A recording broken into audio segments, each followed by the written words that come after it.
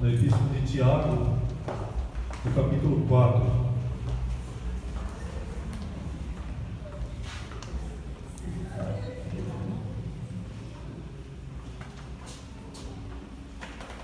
Tiago, capítulo 4, irmãos.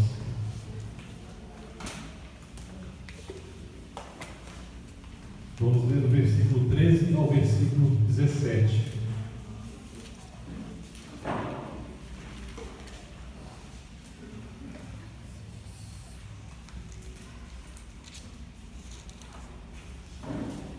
Tiago 4, versículo 13 ao versículo 17.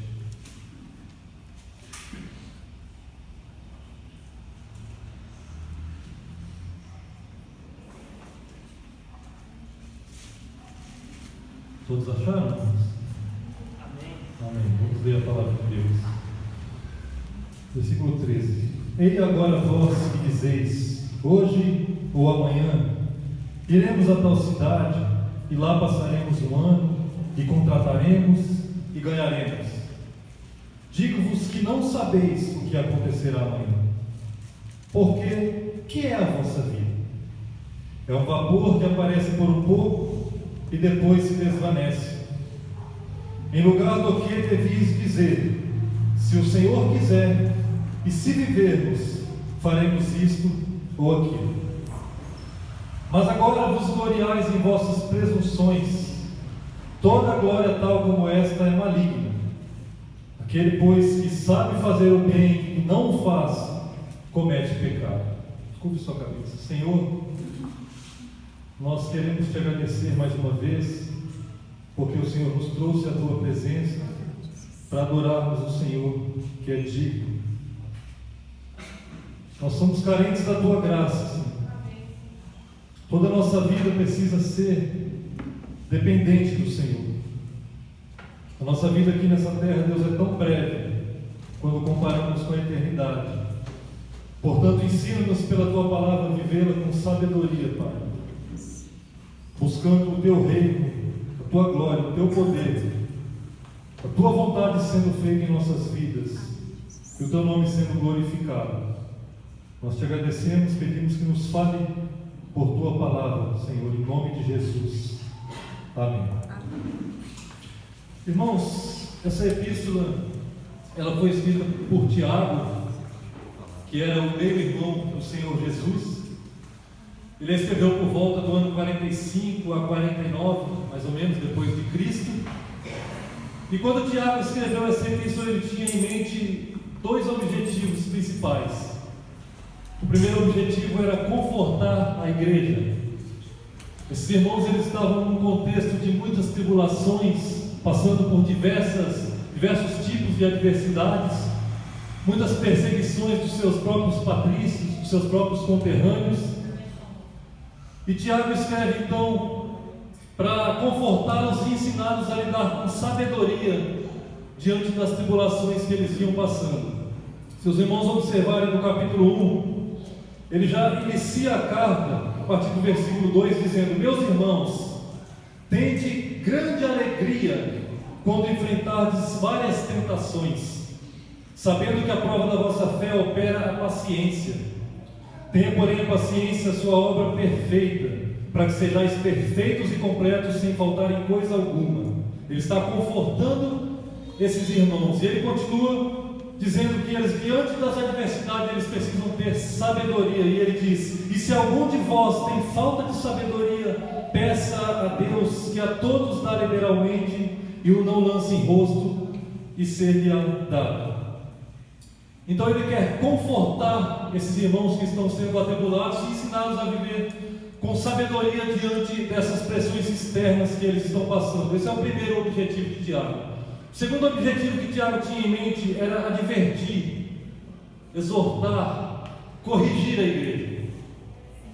Esses irmãos, eles estavam cometendo alguns pecados, eles não estavam vivendo de acordo com aquilo que eles tinham aprendido.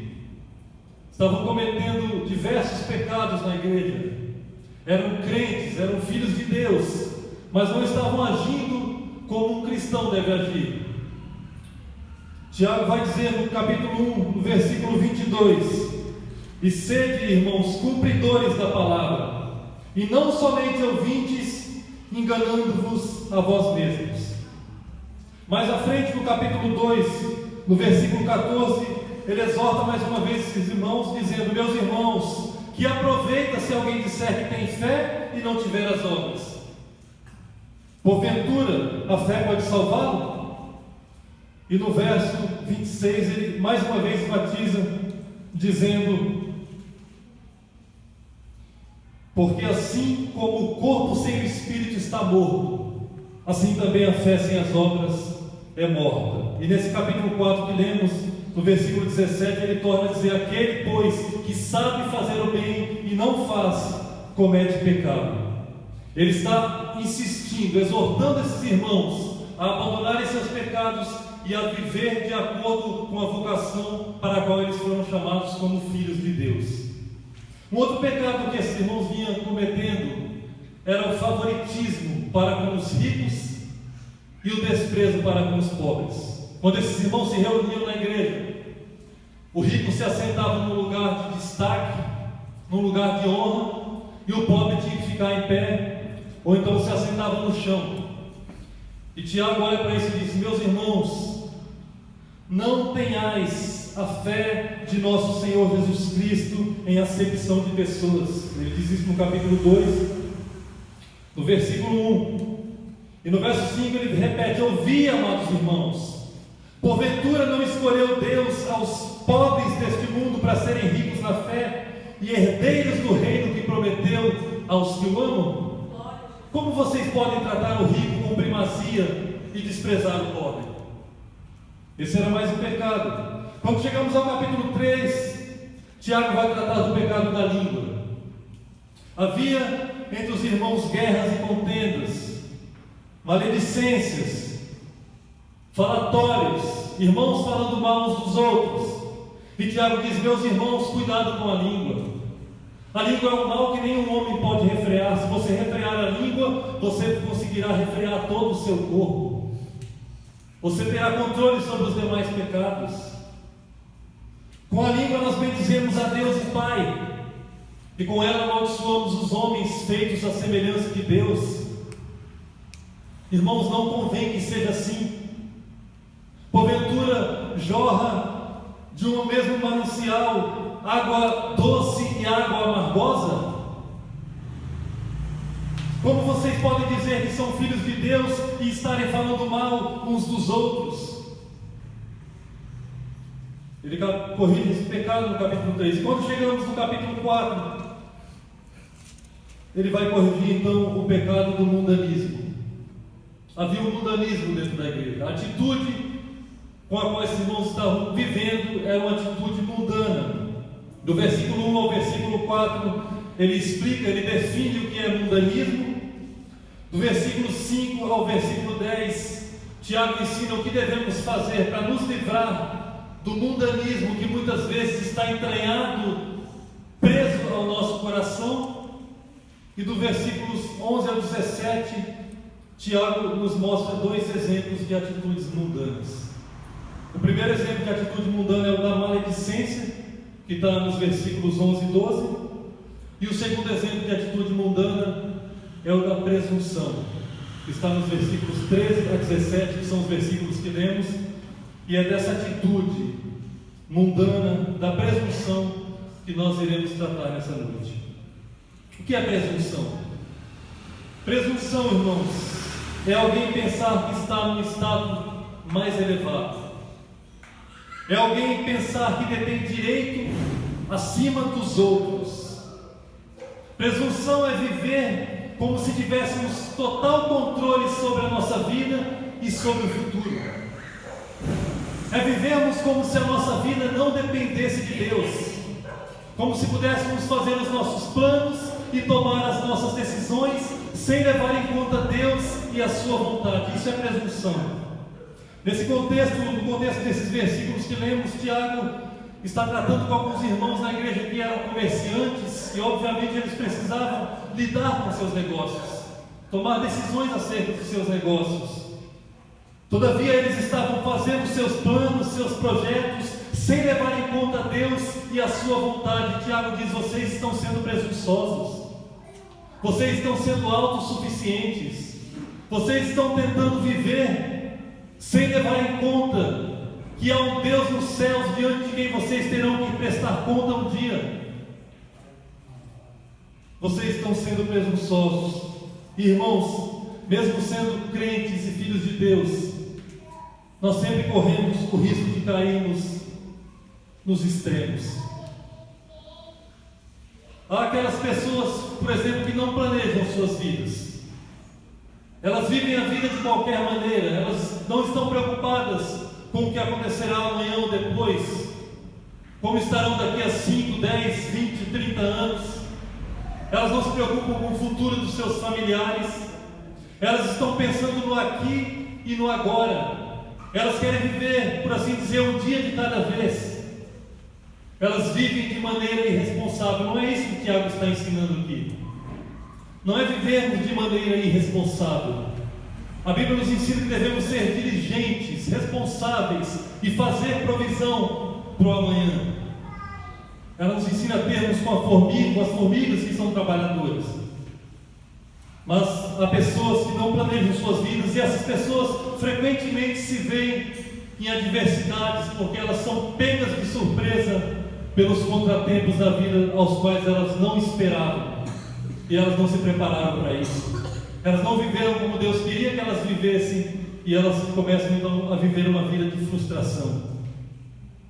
Mas no outro extremo nós temos aqueles que planejam, são diligentes, são responsáveis, estão preocupados com suas vidas, com o pão de cada dia, e não somente isso, mas com o futuro dos seus familiares e dar o melhor para os seus filhos. São pessoas responsáveis, planejam suas vidas adequadamente, todavia eles fazem isso sem levar em conta Deus, sem levar em conta a vontade de Deus para a vida deles, sem fazerem isso tendo em vista a glória de Deus. Esse é um outro extremo, e essas pessoas também frequentemente se veem em adversidades, frustradas, porque quando chega o tempo da calamidade e elas percebem que elas não têm controle total sobre as suas vidas e sobre as circunstâncias, elas não têm para onde correr, elas não têm a quem recorrer, porque elas estão vivendo longe de Deus. E é exatamente esse tipo de pessoa presunçosa e esse tipo de atitude mundana que Tiago vai corrigir aqui. Irmãos, viver fazendo planos, fazendo provisão para o futuro, que são coisas boas, mas sem levar Deus em conta, sem levar em conta a vontade de Deus, é uma atitude extremamente mundana. Agora, quando você pensa em mundanismo, o que vem à sua mente?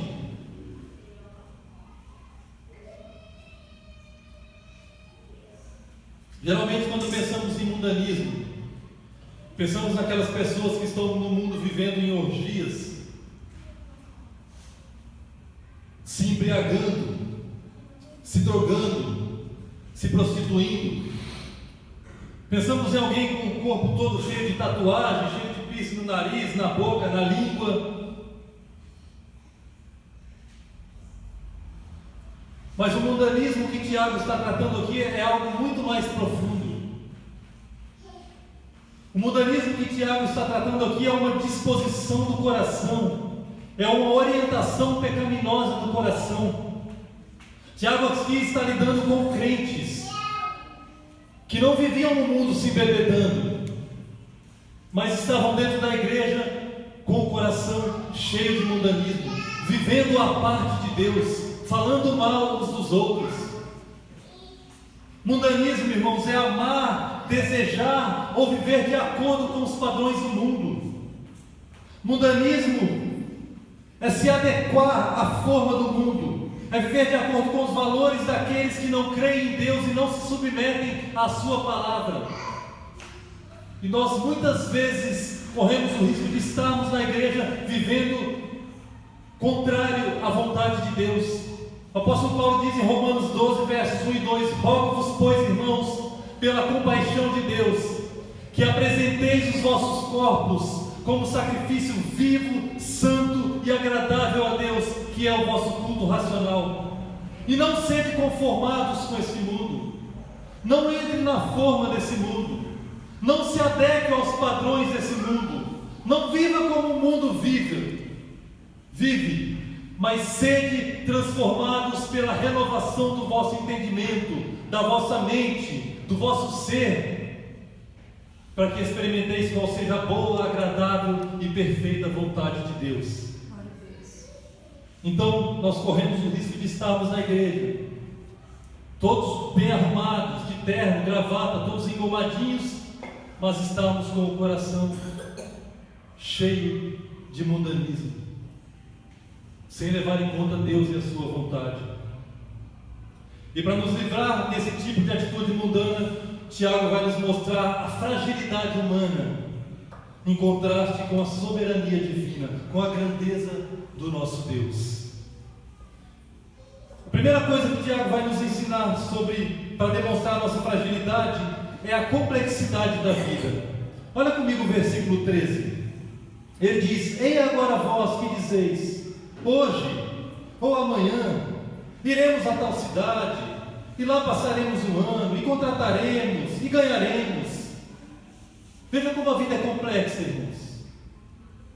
Nós precisamos lidar com o tempo, hoje ou amanhã, presente, futuro. Nós precisamos lidar com viagens, nós iremos a tal lugar, a tal cidade. Nós precisamos tomar decisões. Quanto tempo passaremos lá? Passaremos um ano. Nós precisamos lidar com negócios, lá nós contrataremos. Vamos procurar pessoas para contratá-las. Precisamos lidar com lucros, com finanças, lá nós ganharemos, lucraremos. É tudo muito complexo.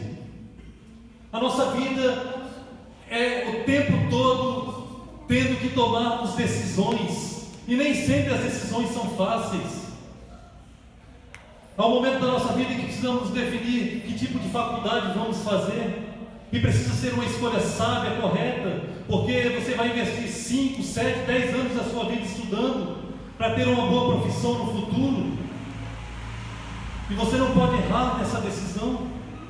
E depois vem o trabalho, você precisa definir a sua carreira profissional, e o mundo dos negócios está sempre se atualizando, e nós precisamos nos atualizar também, e é difícil, não é fácil. E vem o casamento, que é uma das decisões mais importantes da nossa vida. Definir quem é a pessoa com quem nós passaremos toda a nossa vida. Nós não podemos errar nisso, e não é fácil. Nós vemos o índice de divórcio tão terrível, mesmo em meio àqueles que professam fé em Jesus Cristo. Depois vem os filhos, e os pais precisam educar os seus filhos, instruí-los, ensiná-los, e é uma tarefa árdua, requer tempo, requer sabedoria. Quem é pai aqui sabe a complexidade que é isso. Os pastores precisam lidar e cuidar das suas ovelhas, e são pessoas diferentes, com temperamentos diferentes, com problemas diferentes. Irmãos, é tudo muito complexo. A vida está repleta de complexidades, e essas complexidades revelam a nossa fraqueza, revelam a nossa incapacidade de lidar com tantas decisões importantes, com tantas responsabilidades. E Tiago está nos dizendo: a vida é complexa, não tente vivê-la fora da dependência de Deus. Mas ele vai dizer também que, além de complexa, a vida é incerta. No versículo 14, na parte A, ele diz: digo-vos que não sabeis o que acontecerá amanhã. Não sabeis o que acontecerá amanhã. A vida é incerta. Nós não sabemos o que acontecerá amanhã. Na verdade, nós não sabemos o que acontecerá daqui a 5, 10 minutos. Nós não podemos ter certeza disso. Quem é que te garante que hoje ou amanhã você poderá ir a algum lugar? Quem é que te garante isso? E supondo que você vá, quem garante que você chegará ao destino desejado? E supondo que você chegue ao destino desejado, quem é que garante que você conseguirá ficar lá o tempo que você quer? 1 ano, 2 anos, 10 anos? Que nada vai acontecer, nenhum imprevisto, que você não será cometido de uma enfermidade e terá que retornar? E quem garante que você chegará em casa vivo? A vida é incerta, meus irmãos. Mas digamos que você fique lá por 1 ano, quem é que garante que você conseguirá contratar pessoas? E se você contratar, quem é que garante que você vai obter lucros e não tomar prejuízos? Nós não podemos ter certeza do amanhã. O fato é que não podemos ter certeza do que acontecerá daqui a 5 minutos. E não podemos ter certeza por 2 razões muito básicas. A primeira é porque nós somos criaturas. Criaturas. E como criaturas nós somos seres extremamente limitados. Somos limitados em todas as áreas, em todos os aspectos da nossa vida. Nós não somos oniscientes, nós não conhecemos todas as coisas. Nós não temos o atributo da presciência, que é o atributo divino, pelo qual Ele não somente sabe tudo, mas sabe de antemão tudo que poderia e tudo que vai acontecer. Nós não, irmãos, nós somos criaturas limitadas. A segunda razão é porque, além de criaturas, nós somos pecadores. Não somente criaturas, mas criaturas manchadas pelo pecado. E o pecado tem um poder terrível de nos enganar. O pecado tem um poder terrível de obscurecer o nosso entendimento, de nos privar de entender como as coisas realmente são. Jeremias 17, versículo 9 diz: enganoso é o coração, mais do que todas as coisas, e perverso, quem o conhecerá? Nós vemos muitas vezes pessoas aconselhando outras, dizendo: faça o que diz o seu coração, siga o seu coração. Não, não siga o seu coração. A palavra de Deus diz que o seu coração, ele é mais enganoso do que todas as coisas. Nós precisamos viver de acordo com a palavra revelada de Deus. Ela corrige o nosso coração. Muitas vezes nós pensamos estar no controle de toda a nossa vida, de todas as circunstâncias, no controle do futuro, quando na verdade não temos controle nem sobre o próximo minuto. A vida é incerta. Nós não podemos ousar tentar vivê-la fora da vontade de Deus. Não apenas complexa e incerta, mas a vida também é frágil. No versículo 14, na parte B, ele faz uma pergunta: pois, que é a vossa vida? O que é a vossa vida? É quase que uma pergunta retórica. Ele está dizendo: sua vida não é nada. Essa pergunta, irmãos, está carregada de um sentimento, de uma ideia de fragilidade. O que é a vossa vida? A sua vida é frágil. A sua vida é frágil. Nós fazemos planos, irmãos. Nós arquitetamos, nós estudamos, nos esforçamos, nós damos o nosso melhor, fazemos tudo o que podemos e muitas vezes falhamos. Nós somos frágeis. Nós somos frágeis nos nossos projetos, nas nossas decisões, nos nossos sentimentos, nas nossas emoções. Somos frágeis em cada aspecto da nossa vida. Precisamos entender as nossas fragilidades. O Salmo 39, versículo 4, o salmista diz: faze-me conhecer, Senhor, o meu fim, e a medida dos meus dias qual é, para que eu sinta quanto sou frágil. O Salmo 103, versículo 14, diz: pois Ele conhece a nossa estrutura e sabe que nós somos pó. Em Gênesis 3,19, o próprio Deus diz: no suor do teu rosto comerás o teu pão, até que tornes a terra, porquanto dela foste tomado, porquanto tu és pó, e ao pó te tornarás. Não há lugar para presunção, não há lugar para autossuficiência. Todas as vezes que tentarmos tomar decisões, fazer planos de acordo com os nossos sentimentos, com as nossas emoções, de acordo com os nossos desejos, com as vontades do nosso coração, infalivelmente iremos errar. Nós precisamos reconhecer as nossas fragilidades. A vida é complexa, ela é incerta, ela é frágil. E Tiago vai falar também sobre a brevidade da vida. A vida é muito breve, a vida é muito rápida, muito passageira. Na parte C do versículo 14 ele diz, respondendo à pergunta que ele fez: o que é a vossa vida?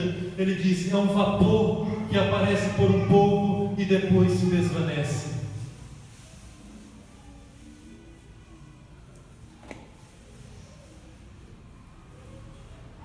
Pense sobre isso. A sua vida é como um vapor que aparece por um pouco e depois se desvanece. Irmãos, se há algo no qual nós não costumamos pensar frequentemente, é sobre a brevidade da vida, é sobre o último dia da nossa vida, é sobre o fato de que muito em breve não estaremos mais nessa terra. Nós não temos o hábito de pensar nisso. Por isso muitas vezes fazemos planos sem levar em conta a glória de Deus, a vontade de Deus. Faríamos bem se nos lembrássemos que a morte é um fato, ninguém pode escapar dela. Hebreus 9:27 diz que ao homem está ordenado morrer. Ao homem está ordenado morrer uma vez, vindo depois disso o juízo. Depois de passarmos essa vida, precisaremos prestar conta diante de Deus. Há uma maldição sobre o homem que recaiu sobre ele lá no Éden, quando o primeiro casal pecou. Deus disse: a morte entrou no mundo, todos vocês terão que passar pela morte, e nós precisamos nos lembrar que não viveremos aqui para sempre. Mas o foco, a ênfase de Tiago aqui não é simplesmente no fato de que iremos morrer. A ênfase dele aqui é que iremos morrer muito em breve, iremos morrer logo. A nossa vida passará num piscar de olhos. Ele compara a nossa vida a um vapor. Pense quando você está num lugar muito frio, você começa a conversar com alguém, você vê aquele vapor saindo da sua boca, ele aparece, você vê, ele some. Assim é a sua vida. É um vapor, é algo que aparece e logo se dissipa. Irmãos, a Bíblia está repleta de textos que falam sobre a brevidade da vida. Em Jó capítulo 7, versículo 7, está escrito: lembra-te de que a minha vida é como o vento. É um vento que passa de repente. Jó capítulo 8, versículo 9: porque nós somos de ontem e nada sabemos, porquanto nossos dias sobre a terra são como a sombra. É uma sombra que aparece e some. Assim é a sua vida. Jó 9:25: e os meus dias são mais velozes do que um corredor. A ideia aqui era de um carteiro que montava no seu cavalo e saía a todo galope para entregar as correspondências o mais rápido que ele podia. E Jó está dizendo: a nossa vida é mais rápida do que um corredor. Jó 14, versículos 1 e 2: o homem nascido de mulher é de poucos dias e farto de inquietação, sai como a flor e murcha, foge também como a sombra e não permanece. Já viu uma flor que nasce de manhã e à tarde morre? Assim é a sua vida. Muito em breve você não estará mais aqui. Salmo 90, versículo 10: os dias da nossa vida chegam a 70 anos, e se alguns pela sua robustez, pelo seu vigor, pela sua força, chegam a 80 anos, o orgulho deles é canseira e enfado, pois cedo se corta e vamos voando. Salmo 102, versículo 3: porque os meus dias se consomem como a fumaça, e os meus ossos ardem como a lenha. A nossa vida é muito breve, irmãos, é muito passageira. Nós não podemos viver a parte de Deus. Nós precisamos pensar na brevidade da vida. É interessante notar como Salomão começa o livro de Eclesiastes. Ele diz no capítulo 1, versículos 2 a 4: Vaidade de vaidades, diz o pregador. Vaidade de vaidades, tudo é vaidade. Que proveito tem o homem de todo o seu trabalho que faz debaixo do sol? Uma geração vai e outra geração vem, mas a terra permanece para sempre. Ele está nos ensinando sobre a brevidade da vida. Ele está dizendo: é tudo vaidade, é tudo passageiro, tudo vai passar muito rápido, isso não tem valor eterno. E por todo o livro de Eclesiastes, Salomão repete a palavra vaidade. Ele fala sobre vaidade o tempo todo. Esse homem, irmãos, foi o homem mais rico que pisou nessa terra, e tudo quanto Salomão desejou ter, ele teve. Tudo que a sua alma desejou, ele a deu. E na sua velhice, no fim da vida, ele diz: isso não vale nada, isso não satisfaz a minha alma, é tudo vaidade. Essa palavra vaidade no hebraico significa sopro ou neblina, significa bolha de sabão. Já viu uma bolha de sabão? Você solta, ela sai bonita, brilhosa, e de repente explode, acabou. Essa é a ideia da nossa vida. Nossa vida é como uma bolha de sabão, é como um sopro, é aquilo que é passageiro, que é inútil, que é fútil, aquilo que não tem nenhuma substância, aquilo que aparece e logo se vai. Assim é a nossa vida. Pense sobre a brevidade da vida. Em breve morreremos, muito em breve morreremos. Daqui a 100 anos, nenhum de nós estaremos aqui. Nenhum de nós estaremos aqui. E o que é que você fez na sua vida? Ele diz: uma geração vai e outra geração vem. Quantas gerações já se passaram? Quantas gerações já se foram até chegar à nossa? Onde estão as gerações passadas? Onde estão os poderosos do passado? Os homens grandes da história? Onde está Alexandre o Grande, que no seu tempo conquistou quase todo o mundo? Ele está morto.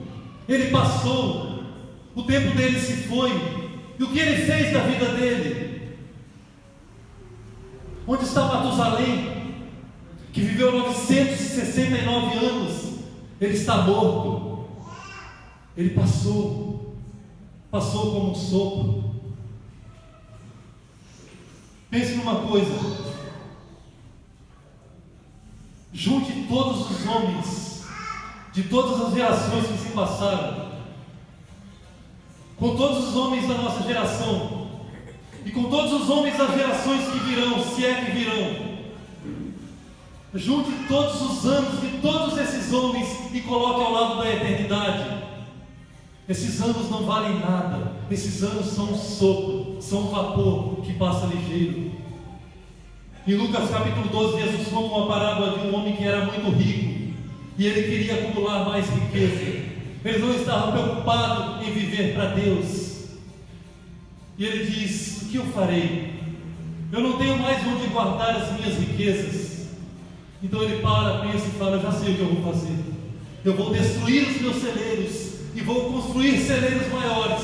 Então eu poderei acumular mais e mais e mais riquezas. E Deus disse a esse homem: louco, essa noite pedirão a tua alma, e o que você tem preparado, para quem será?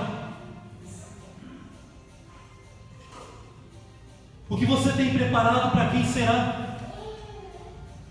Por mais saúde, por mais vigor que você tenha, por mais riquezas que você acumule, o fato é que a sua vida é breve, logo ela irá passar e você precisará prestar contas diante de Deus. Jesus Cristo disse em Mateus 16, 26: pois que aproveita ao homem ganhar o mundo inteiro se perder a sua alma? O que aproveita acumularmos riquezas nesse mundo se perdermos a nossa alma? Nós devemos viver nessa terra com os nossos olhos na eternidade, fazendo a vontade de Deus em cada aspecto da nossa vida, porque a nossa vida é muito passageira, é complexa, é incerta, é frágil, é breve. Somos criaturas, pecadores, dependentes de Deus. Então, considerando a nossa fragilidade, considerando a nossa impotência, que é demonstrada através desses fatos aqui, que Tiago nos expõe, como devemos proceder? Como devemos viver?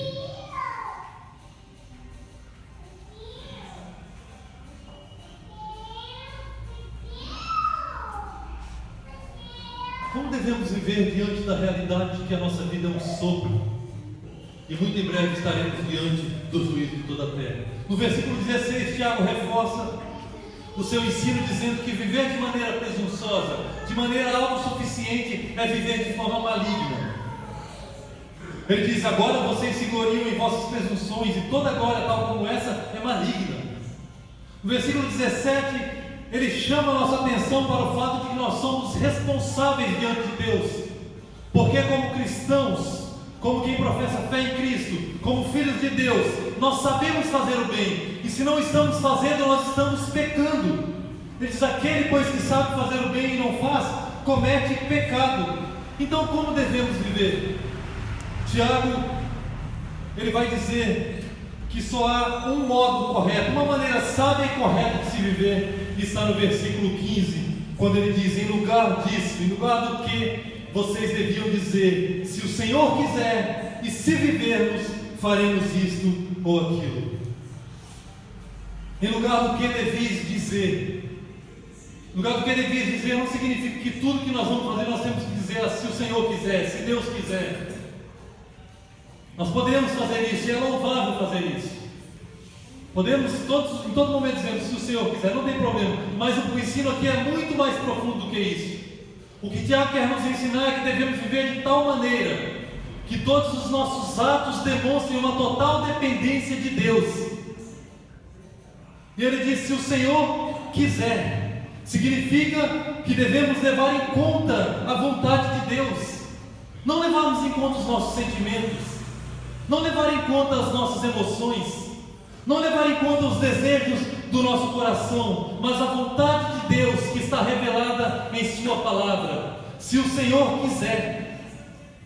Em 2 Timóteo 3, versículos 16 e 17 diz: toda a Escritura é divinamente inspirada e proveitosa para ensinar, para repreender, para corrigir, para instruir em justiça, para que o homem de Deus seja perfeito e perfeitamente instruído para toda a boa obra.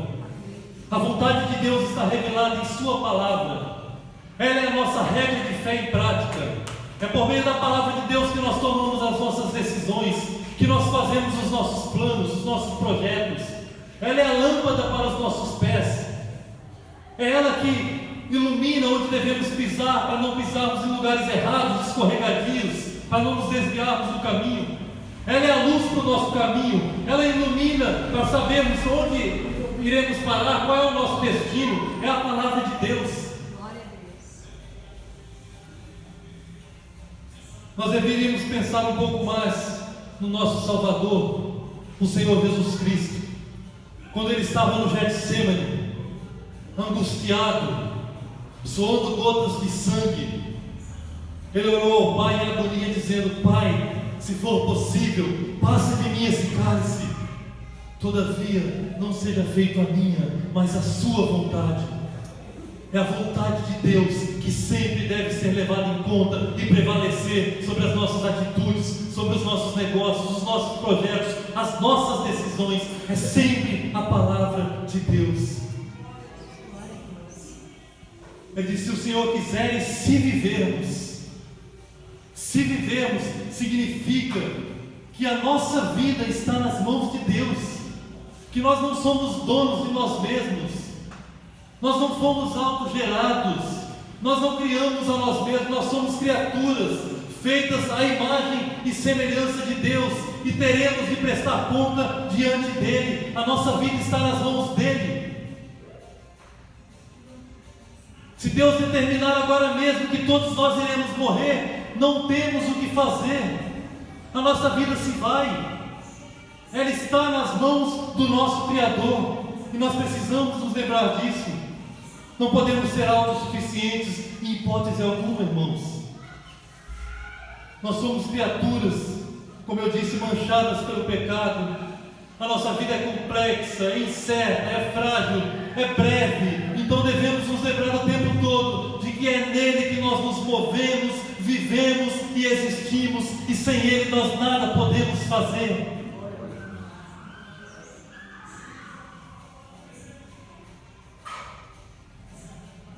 Ele continua dizendo: se o Senhor quiser, se vivermos, faremos isto ou aquilo. Faremos isto ou aquilo significa que os nossos planos, os nossos projetos, aquilo que queremos fazer, devem estar na mão de Deus.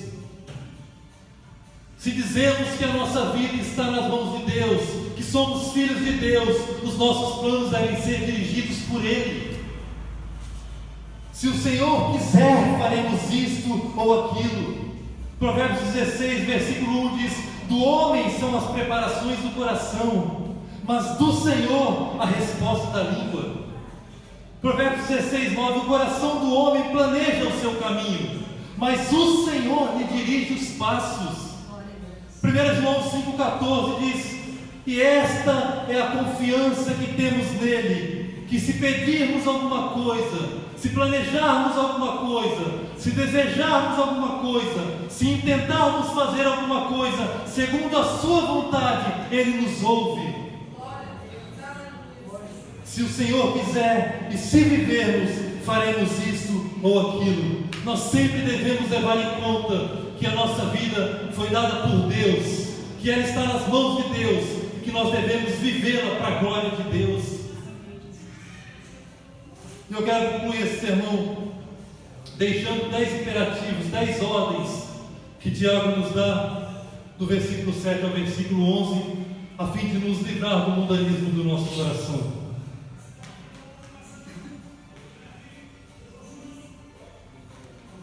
São 10 ordens, e todas elas ensinam a mesma coisa. Todas elas ensinam que, em lugar da presunção, da autossuficiência, da independência de Deus, nós devemos nos submeter, nos sujeitar, nos humilharmos diante do nosso Senhor. A partir do verso 7 ele vai dizer: sujeitai-vos, pois, a Deus, resisti ao diabo, chegai-vos a Deus, limpai as mãos, pecadores, purificai os vossos corações, sintam as vossas misérias, lamentem os seus pecados e chorem. Converta-se o vosso riso em pranto e o vosso gozo em tristeza. Humilhai-vos perante o Senhor e não faleis mal uns dos outros. São essas 10 ordens que nós devemos colocar em prática a cada instante da nossa vida, para eliminar, para matar, para destruir o mundanismo do nosso coração. E nessas 10 ordens nós temos 3 maravilhosas promessas. No verso 7 temos a promessa de que, se nos sujeitarmos a Deus e resistirmos ao diabo, o diabo fugirá de nós. No verso 8 temos a promessa de que, se nos achegarmos a Deus, Ele se achegará a nós. É uma promessa divina e a palavra de Deus não falha. Se achegue a Ele, Ele se achegará a você. E no verso 10 nós temos a promessa de que, se nos humilharmos perante o Senhor nos exaltará. Nós tentamos nos exaltar o tempo todo. Nós procuramos status, reconhecimento, riquezas, mas Deus diz: apenas se humilhe diante de mim, porque eu cuido de você e eu te exalto.